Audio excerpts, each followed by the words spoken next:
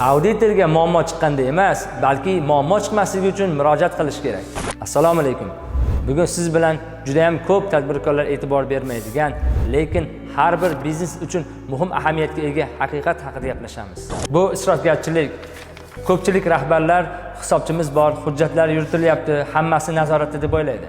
Ammo biznesda isrofgarchilik har doim ham katta o'g'rilik yoki atayin qilingan firibgarlikdan paydo bo'lmaydi. Bu ko'pincha e'tiborsizlik, nazorat etishmasligi va tizim zaifligidan paydo bo'ladi. Masalan, ofis printerlari uchun ortiqcha kartrijlarni xarid qilish, benzin xarajatlarini ko'paytirib ko'rsatish, xizmat safaridagi mehmonxona to'lovlarini soxtalashtirib ko'paytirib ko'rsatish yoki bo'lmasam ofis uchun olingan mahsulotlarni uyga olib ketib ishlatish va shu kabi yolg'onlar. Agar auditor bo'lmasa, bu kabi mayda muammolar yillar davomida jamlanadi va katta yo'qotishlarga sabab bo'ladi.